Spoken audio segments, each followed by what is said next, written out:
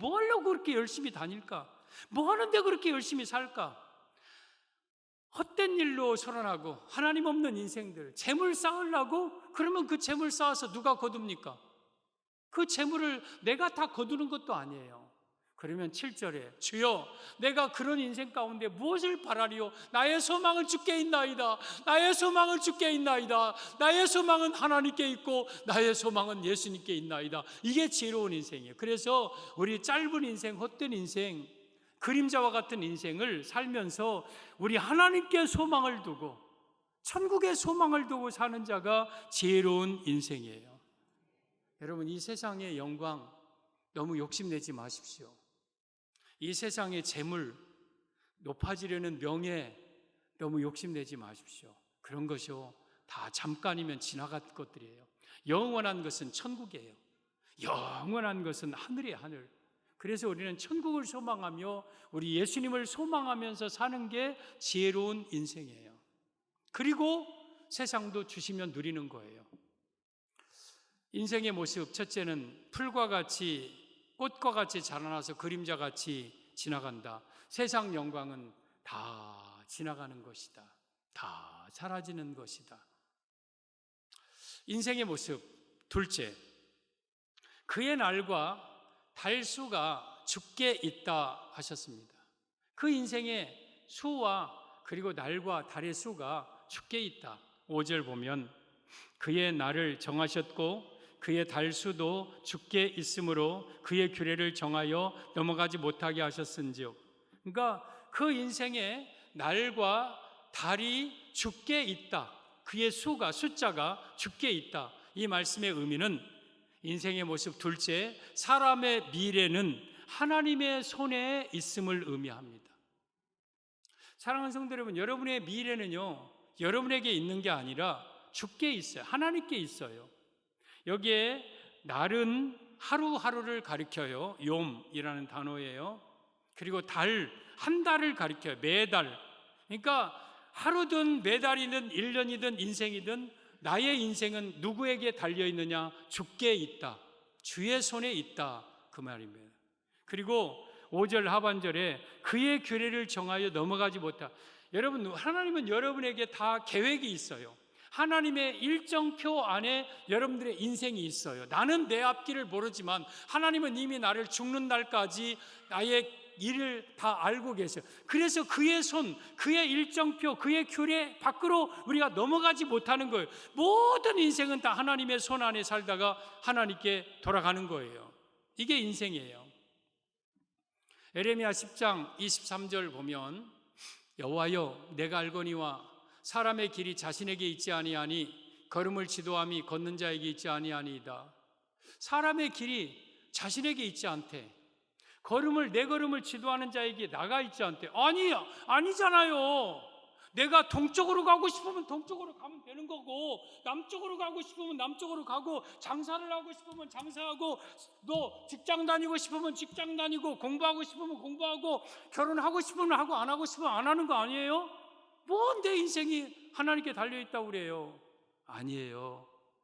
내가 걷는 것 같아도 내가 걷는 것이 아니라 하나님이 나로 걷게 하시는 거예요.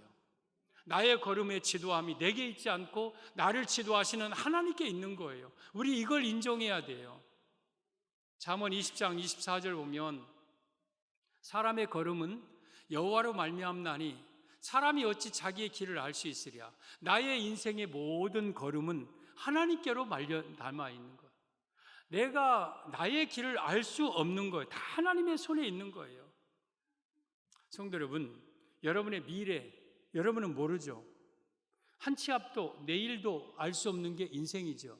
근데 이 모든 건 다 하나님의 손에 있어요. 여러분의 미래는 하나님의 손에 있어요. 다윗이라는 분을 보세요. 다윗이 저 베들레헴 시골 마을 이새의 8번째 막내 아들, 직업은 목동, 아버지 양을 치고 있는 다윗, 아무도 알아주지 못하는 무명의 인물 다윗. 근데 어느 날 사무엘 선지자가 와서 다윗을 불러서 그의 머리에다가 기름을 부어서 이스라엘의 왕으로 삼아요. 그리고 그 일을 통해서 엘라 골짜기 전쟁터에 가서 막 엄청난 거물 같은 그러한 막 하나님을 막 대적하는 놈을 물맷돌로 막 넘어뜨렸어요. 그 이름이 알고 보니까 골리앗이래요. 그래갖고 사울의 군대 장관이 되었어요. 그 일로 인해서 막 사울에게 쫓겨다니고 막 괴롭힘 당하다가 30세에 이 다윗이 이스라엘의 왕이 되었어요. 40년 동안 이스라엘을 다스렸어요. 어마어마한 나라를 가는 곳마다 이기게 했어요. 여러분, 그 다윗이 이스라엘의 왕이 될지 누가 알았어요? 누가 꿈이나 꿨어요? 다윗이 자기 스스로 왕 되었습니까? 다윗이 자기 스스로 큰 나라를 이루었습니까? 이 모든 것은 다 하나님이 하시는 일이었어요. 하나님이 다윗을 선택했고 기름 부었고 이기게 했고 왕 되게 했고 큰 나라 되게 했고 사무엘하 7장 8절 이하에 기록하고 있어요. 보면 그러므로 이제 내가 내 종 다윗에게 이와 같이 말하라. 만군의 여호와께서 이와 같이 말씀하시기를 내가 너를 목장 곧 양을 따르는 데서 데려다가 내 백성의 이스라엘의 주권자로 삼고 이스라엘 저 양 따르는 데서 목동에서 데려다가 이스라엘의 주권자 왕으로 삼았다. 누가? 만군의 여호와께서, 하나님이.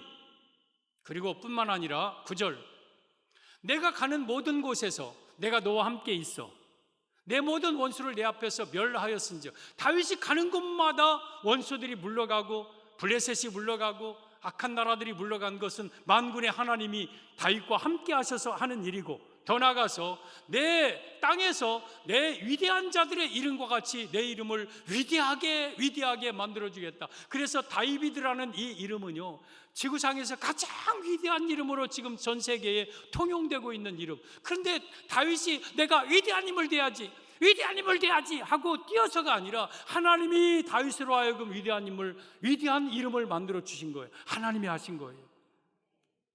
다윗이 왜 그렇게 하나님의 마음에 들어서 저 양에서 양 따르는 데서 데려다 주권자 삼고 가는 곳마다 이기게 하시고 세상에서 위대한 자의 이름과 같이 만들어 줬을까요?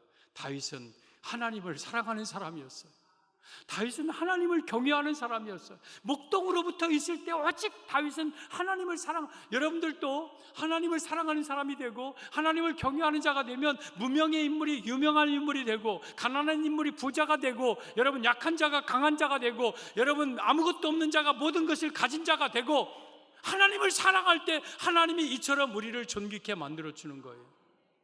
여러분의 미래는 하나님의 손에 달려 있어요. 미래뿐만 아니에요. 여러분의 사업, 여러분의 자녀들, 여러분의 가정, 하나님의 손에 달려 있어요. 죽일 수도 있고 살릴 수도 있어요. 낮출 수도 있고 높일 수도 있어요. 지옥 떨어뜨리게 할 수도 있고 천국 가게 할 수도 있어요. 나의 인생은 다 하나님의 손에 달려 있어요. 시편 127편 1절에 보면 여호와께서 집을 세우지 아니하시면 세우는 자의 수고가 헛되며 여호와께서 성을 지키지 아니하시면 파수꾼이 깨어 있음이 헛되도다. 너희가 일찍이 일어나고 늦게 누우며 수고의 떡을 먹음이 헛되도다. 여호와께서 헛되도다. 그러면 내가 아침 일찍 일어나서 내 집 세워야지, 사업해야지, 돈 벌어야지 해도 여호와께서 주지 아니하면 헛된 것이고, 내가 우리 집을 잘 지켜야지, 철통 경계, 세콤인가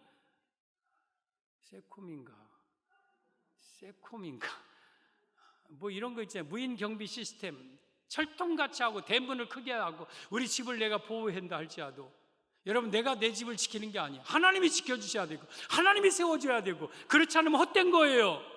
하나님이 하시는 일이에요. 여러분의 미래, 여러분의 가정은 하나님의 손에 달려 있어요. 에레미야 18장 6절에 이스라엘아, 진흙이 토기장이의 손에 있음같이 너희가 내 손에 있느니라. 이스라엘 국가 전체이지만 또한 영적으로는 이스라엘 우리 자신, 여러분, 우리는 하나님의 손에 들려져 있는 진흙 한 덩어리예요. 진흙 한 덩어리를 선택해요. 수많은 고령토 진흙이 있는데 한 덩어리를 뚝 떼갖고 이 토기장이가 주물주물해서 만들어가지고 이제 물에다 놓고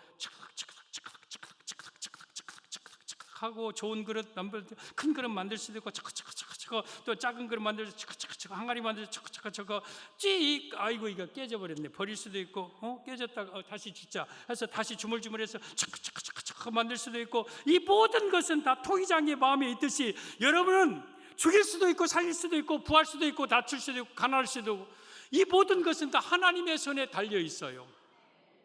그러므로 사람들에게 비유 맞추고 사람들에게 잘 보이려고 하지 말고 하나님께 잘 보이려고 하십시오. 노력하고 힘쓰는 것도 필요합니다.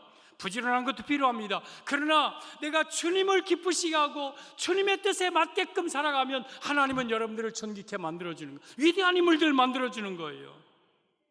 하나님을 경외하고 하나님을 사랑하는 것을 힘쓰시기를 바랍니다. 신명기 6장 4절에 오면 이스라엘아 들으라. 오직 여호와는 유일한 하나님이시니 너는 마음을 다하고 뜻을 다하고 힘을 다하여 주 너희 하나님을 사랑하라. 오늘 내가 내게 명령한 이 말씀을 너는 마음에 새기고 내 자녀에게 부지런히 가르치며 너는 집에 앉았을 때든지 길을 행할 때든지 이 말씀을 강론할 것이며 너는 또 그것을 손목에 메어 기호를 삼고 미간에 붙여 표를 삼고 또 내 집 문설주와 막한문에 기록할지니라. 들어라 쉐마, 들어라. 두 가지입니다. 하나는 하나님은 유일한 하나님이니 하나님 사랑해라. 그리고 내가 내게 명령한 이 계명을 말씀을 지켜라. 그리하면 내가 건축하지 아니한 크고 아름다운 성읍을 얻게 하시고 내가 채우지 아니한 아름다운 물건이 가득한 집을 얻게 하시고 내가 파지 아니한 우물을 얻게 하시고 내가 심지 아니한 포도원과 감람나무를 얻게 하사 너로 배불리 먹게 하시리라. 배불리 먹는다는 것은 물질만 있다는 뜻이 아니라 나의 삶을 다 책임져 주시리라. 내가 존귀하게 높여주리라. 내 자녀들이 잘되게 하리라. 하는 일마다 복을 받게 하리라. 뭐하면 하나님 사랑하고 그에 따르는 증거로 계명을 지키며 하나님 사랑하며 말씀 사랑하면. 그러니까 여러분들은 여러분의 미래, 여러분의 인생, 자녀들 미래, 여러분의 사업, 가정 모든 것은 하나님의 손에 달려 있으니 하나님을 사랑하십시오. 하나님의 마음에 들게끔 사십시오. 하나님께 점수 따십시오. 하나님을 기뻐하십시오. 그러면 하나님은 여러분들을 존귀케 만들어줍니다. 위대하게 만들어줍니다. 사업이 잘되게 만듭니다. 여러분, 그의 날과 그의 달의 수는 주께 있다. 여러분의 생명, 여러분의 인생, 태어나고 죽고 살아나고 모든 것 다 주께 있는 거예요. 그래서 하나님을 경외하세요. 그러면 여러분의 미래를 존귀하게 위대하게 만들어 주시고 영원한 천국에서 존귀하게 살게 하실 거예요. 이게 인생이에요. 인생은 풀과 같아서, 꽃과 같아서 이 세상 영광은 다 지나가는 것이지만, 그럼에도 불구하고 하나님을 사랑하면 하나님은 나의 삶의 모든 필요를 채워주시고 존귀케 하시고, 내 인생은 하나님의 손에 들려 있다는 것. 그래서 우리는 하나님 사랑하고 하나님을 경외하는 것, 이를 힘써야 된다는 것. 인생의 모습. 셋째, 주께서 눈여겨 보십니다. 그런 인생을 하나님이 눈여겨 보신다. 3절, 이와 같은 자를 주께서 눈여겨 보시나이까? 이 말씀의 의미는 하나님을 사랑하는 성도들을 보살펴 주시고 돌보아 주신다는 뜻입니다. 여기에 눈여겨 보신다는 것은 권념하신다, 보살펴 주신다, 돌보아 주신다는 뜻이에요. 우리 인생은 풀과 같은 거예요. 여러분, 우리는 연약한 거예요. 여러분들이 대단하다고 생각하지 마십시오. 나는 풀과 같은 인생이에요. 아침에 벤바디어, 저녁에는 마르는 인생이에요. 그러므로 나는 힘이 없어요. 나는 짧은 인생이에요. 여러분, 나는 부족한 인생이에요. 그러므로 하나님의 돌보심이 있어야 돼요. 하나님의 보호하심이 있어야 돼요. 그러려면 하나님을 경외할 때에 하나님은 여러분들을 돌봐 주시는 거예요. 붙잡아 주시는 거예요. 여러분, 룻이라는 여인이 있어요. 모압에 사는 여인이에요. 이스라엘 남편하고 오늘날로 말하면 국제 결혼한 거예요. 그랬는데 그 남편이 죽었어요. 그리고 그 시어머니 나오미가 따라서 베들레헴에 옵니다. 다 떠났어요. 시아버지도 죽고 재산도 없고 남편도 없고 식구도 하나도 없고 자녀도 없고 과부 둘이 베들레헴에 오는 거예요. 얼마나 처량하고 얼마나 불쌍해요. 그러면서 베들레헴 사람들이 그 사람들을 보고 풍족하게 나갔더니 비어서 돌아왔구나. 네 이름이 물론 나오미가 그렇게 말했지만 괴로움의 이 여인이구나 하면서 막 그 여인들을 불쌍하게 여기는 거예요. 그 여인들이 불쌍한 여인이잖아요. 그러니까 이 룻이라는 여인은 더 불쌍하죠. 젊었을 때 과부된 여인, 말도 안 통하고 그냥 먹고 살 것도 없고 누구 하나 의지할 것도 없고 아무도 모르는 생면부지의 땅, 이 베들레헴에 와서 어느 날 이삭 주우러 갑니다. 그러면서 보아스의 밭에 갑니다. 보아스의 밭에 가서 열심히 수작을 줍고 있는데 보아스가 저녁 때 타작마당에 와서 그 여인을 보니까 열심히 이삭 줍고 있거든요. 그래서 사원들에게 저 여자가 누구냐? 저 나오미와 함께 모압에서 온 여자인데 아침부터 와서 저렇게 열심히 죽고 있습니다. 그래, 불러와라. 이리 와라. 네 이름이 무엇이냐? 저는 룻입니다. 룻이 와요. 그래, 내가 네 소문을 익히 들고 알고 있었다. 딸아, 다른 밭 가지 말고 내일 또 우리 밭에 와서 이삭 주어라. 그리고 목마르면 여기 사원들이 떠온 물 먹어라. 그리고 배고플 때 와서 이 떡에 초를 찍어서 같이 먹고, 그리고 너희들 저 여인 건드리지 말아라. 알았습니다. 절대 안 건드리겠습니다. 그리고 그 앞에다가 살짝 이삭도 좀 뽑아 주어서 배부르게 가서 먹고 살게 해.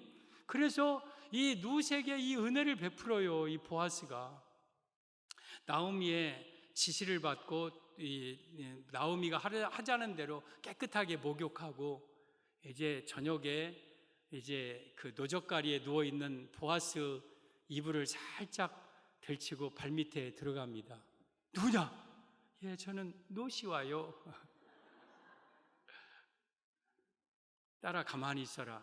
나는 아직 너의 남편이 될 자격이 없다. 기업물을 그러한 일은 한 후에 내가 너를 내 아내로 맞이할 것이다. 그래서 기업물을 행사를 마치고 이제 정정당당하게 정식적으로 이 룻을 자기의 아내로 맞이합니다. 그래서 이 룻은 보아스의 아내가 됩니다. 보아스는 기업물을 자, 그리고 유력한 자, 예수님을 예표하는 인물입니다. 룻은 우리 자신이에요.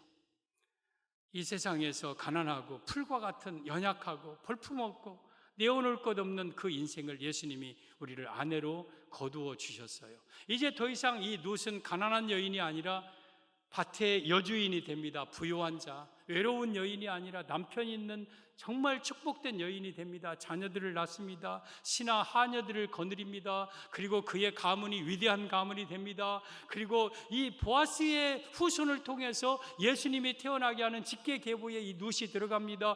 보아스 하나 제대로 만나니까 이 룻이라는 여인이 완전히 세상 말로 팔자가 폈어요. 완전히 딴 여인이 되었어요. 우리가 풀과 같은 인생, 이렇게 살다가 죄 가운데 살다 지옥 갈 인생, 예수님 만나고 우리는 이 예수님의 돌보심 속에 예수님의 모든 걸 함께 누리며 사는 축복된 인생이 된, 이것이 눈여겨보시는 예수님의 돌보심이에요. 여러분, 이 룻을 누가 감히 함부로 하겠습니까? 누가 무시하겠습니까? 예수님 신부된 우리를 누가 감히 함부로 합니까? 우리 예수님이 우리를 다 지켜주고 보호해주고 먹여주고 책임져주고, 이것이 바로 우리 성도의 축복이에요. 마태복음 6장 25절 이하에 보면 예수님이 제자들에게 산상수원 이렇게 말씀하십니다. 너희들 무엇을 먹을까, 무엇을 입을까, 무엇을 마실까 하지 말라. 저 공중에 새를 보라. 새들이 그때 마침 짹짹짹짹짹짹짹, 이건 뭔 새일까요? 참새. 끼럭끼럭끼럭끼럭 하는 것은 기러기. 어쩜 그리 잘하셔요. 그런 새들이 지나가요. 그러니까 봐라, 저 새가 논이 있냐, 밭이 있냐, 농사 짓냐, 저 새가 창고가 있냐, 그런데도 하나님이 저렇게 먹이시지 않느냐. 그리고 또 옆에 이 백합화, 백합화라고 하지만은 그냥 들풀이에요. 들풀이 산들산들산들하고 있어요. 저 풀을 봐라. 저 풀이 옷 공장이 있냐? 자기가 질삼하고 자기가 옷을 지어 입었느냐? 그렇지 않은데도 하나님이 솔로몬보다 더 저렇게 아름답게 입히지 않았느냐? 오늘 있다가 내일 아궁이에 들어갈 들풀도 이렇게 먹이실거든 하물며 너희일까 보냐, 믿음이 적은 자들아. 그러므로 염려하여 이르기를 무엇을 먹을까, 무엇을 마실까, 무엇을 입을까 하지 말라. 이는 다 이방인들이 구하는 것이요 너희 하늘 아버지께서 이 모든 것이 너희에게 있어야 할 줄을 아시느니라. 너희는 먼저 그의 나라와 그의 의를 구하라. 그리하면 이 모든 것을 너희에게 더하시리라. 그러므로 내일 일을 염려하지 말라. 내일 일은 내일이 염려할 것이요 한날 괴로움은 그날의 조카니라. 여러분, 우리가 먹고 입고 쓸 것, 의식주 문제라는 것은 내 삶에 필요한 모든 것 다 포함되어 있어요. 내 자녀 어떻게 결혼시킬까? 대학 어떻게 보낼까?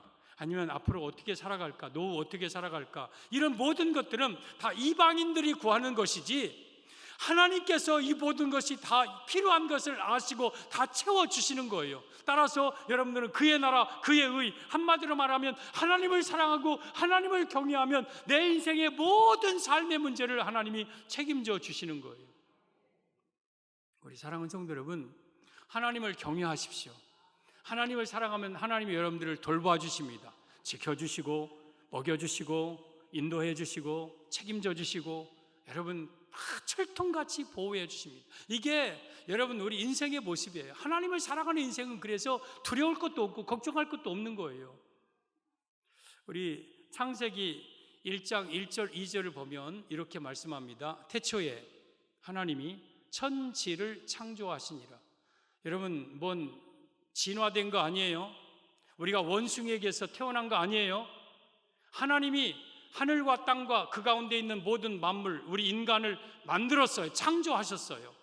그리고 땅이 혼돈하고 공허하며 흑암이 깊음 위에 있고 하나님의 영은 수면 위에 운행하시느니라. 2절 하반절에 하나님의 영은 성령님입니다. 하나님입니다. 예수님입니다. 수면 위에 운행하셨다. 뒤죽박죽 되어 있는 엉망진창인 흑암에 있는 그 지구를 하나님이 운행하고 계셔요. 그 안에는 별들도 있겠죠. 지구, 그런 것들이 다 운행하고 계셔요. 저 운행한다는 말이 권념한다, 오늘 눈여겨보신다는 말과 똑같은 말이에요. 눈여겨보시고 계세요. 이 말은 저 운행이라는 뜻의 원어적인 뜻은요, 독수리가 그 둥지를, 새끼를 날개로 이렇게 품듯이 보호하신다는 뜻이에요. 그래서 하나님은요, 우리를 독수리가 날개로 품듯이 하나님의 영으로 우리를 돌봐 주시는 거예요. 이게 눈여겨보시는 것이고 이게 운행하시고 권념하시는 거예요. 신명기 30장 32장 10절 12절을 보겠습니다. 여호와께서 우리를 황무지에서 짐승이 부르짖는 광야에서 만나시고, 여러분들이 하나님을 만날 때는 왕궁에서 만난 게 아니에요. 잘 나가는 집에서 만난 게 아니라 황무지에서, 짐승이 부르짖는 광야에서. 이 말은 내 인생의 가장 힘든 순간에 내가 하나님 찾아오셨고 나를 만나 주신 거예요. 만났을 뿐만 아니라 호의하시고 보호하시며 자기 눈동자같이 지키셔서, 하나님은 여러분들을요 독수리가 안듯이 호의하시고 지키시고 하나님의 눈동자처럼 우리를 보호하셔요. 11절, 마치 독수리가 자기의 보금자리를 어지럽게 하며 자기의 새끼 위에 너풀거리며 그의 날개를 펴서 새끼를 받으며 그의 날개 위에 그것을 엎는 것 같이. 12절, 여호와께서 홀로 그를 인도하셨고 그와 함께한 다른 신이 없었도다. 여러분들을 홀로 하나님이 인도하셨어요. 뭐처럼? 독수리처럼. 11절 다시 보여주세요. 독수리가 자기의 보금자리를 어지럽게 하고 새끼 위에 너풀거리고 날개를 펴서 새끼를 받고 그의 날개 위에 그것을 또 엎는 것처럼. 이 말은 무슨 말이냐면, 독수리가 집을 보통 깎아지른 절벽에다 지어요. 천길 낭떠러지에다 집을 짓고 거기다가 알을 낳고 품어요. 알을 낳고 독수리가 품어요. 그러다가 이제 알이 톡톡톡톡 깨서 거기서 새끼가 나와요. 아주 이제 핏덩어리. 그러다면 솜털이 보슬보슬보슬 솜털이 나와요. 그러면서 이제 독수리 어미는 계속해서 물어다가 이제 먹이를 주어서 이 아이가 점점 자라고 조금 이제 굵은 깃털도 생기고 또한 이제 점점 털도 좀 생기고, 그러면 어느 날 독수리가 그 보금자리를 어지럽게 해요. 막 흔들어요. 막 흔들어. 그러니까 새끼가 갑자기 엄마 왜 그래? 엄마 왜 그래? 나 떨어지겠어. 엄마 왜 그래? 그래도 막 너풀거려. 계속 흔들어버려. 엄마 나 떨어지겠어. 떨어져. 그러다가 아 하고 저 밑으로 막 푹 떨어져. 그러면 밑에 막 깎아지는 절벽에 바위에 거의 막 직전에 독수리가 촥 내려와서 너풀거리며 그의 날개를 펴서 새끼를 딱 받아요. 그리고 다시 날개 위에 엎어서 그 둥지에다 같이 새끼를 올려놔요. 그러면 새끼가 엄마 나 죽는 줄 알았어. 엄마 왜 그랬어? 엄마 다시는 그러지 마. 엄마 나 큰일 날 뻔했어. 그러면서 이제 진정되고 또 먹이도 먹이고 며칠 지난 다음에 또 네 뒤통 둥지를 어지럽게 만들어. 또 막 흔들어. 엄마 왜 그래? 요즘 갱년기야. 엄마 아빠하고 싸웠어. 엄마 왜 그래? 나 떨어진단 말이야. 그래도 막 밀어갖고 막 떨어뜨려. 그러니까 또 하고 떨어지는데 어느 순간 독수리가 다 가서 날개로 받아 다시 둥지에다 올려. 엄마 나 이번에 진짜 죽는 줄 알았어. 다시는 그러지 마. 나 정말 아니 엄마가 낳은 새끼잖아. 왜 그래 나한테. 그러다가 그것을 반복하면서 이 독수리가 새끼가 뭘 깨달아요. 아 이건 뭔가 의미가 있구나. 나로 하여금 날라고 지금 엄마가 그러구나 하고 한 번은 힘차게 그 작은 날개를 파닥 해. 그랬더니 정말 다시 창공으로 샥 올라가요. 그러면서 그 창공을 팍 나르는 모습을 보고 어미 독수리는 흐뭇하게 바라보는 거예요. 여러분 우리가 예수님을 믿으면 내 인생에 고난이 없고 내 인생은 무조건 편안하고 무조건 잘 되는 것만은 아니에요. 때로는 정말 내 인생에 보금자리가 어지럽혀질 때도 있어요. 그러나 중요한 것은 우리 하나님께서 날개 속에 나를 받음과 같이 저 깎아지는 바위에 내가 터지지 않고 나를 보호해주고 받아주는 것, 이것이 하나님을 사랑하는 인생의 모습이에요. 여러분, 하나님은 여러분의 죽는 그날까지 하나님께서 여러분을 주의 날개 아래 품어 보호하실 겁니다. 이것이 권념이요, 이것이 하나님께서 나를 돌보아 주시며 보살펴 주시는 은혜예요. 이 은혜 속에 살다가 더 나아가서 우리는 푸른 창공을 향하여 어미 독수리 하나님과 함께 푸른 창공을 향하여 멋지게 비상하다가 주님 앞에 서는 거예요. 이게 인생이에요. 오늘 우리 인생의 모습을 말씀드렸습니다. 우리 인생은 풀꽃과 같이 자라나서 시들고 사라지는 게 인생이에요. 이 세상 영광은요 다 잠깐이면 지나가는 거예요. 그러므로 우리가 세상 것들 영광 바라보고 욕심내지 말고요, 하나님을 사랑하고 하나님 경외하십시오. 또 나의 날과 나의 달수가 적게 있습니다. 내 인생의 미래는 하나님의 손에 있는 줄 알고 하나님께 내 인생 맡기고 하나님을 기쁘시게 하고 하나님을 사랑하십시오. 그러면 여러분의 인생을 돌볼 겁니다. 지켜주고 먹을 것 책임져주고 인생을 평안하게 축복되게 살다 천국 가게 하실 것입니다. 이 은혜가 여러분 모두에게 임하시기를 예수님의 이름으로 축복합니다.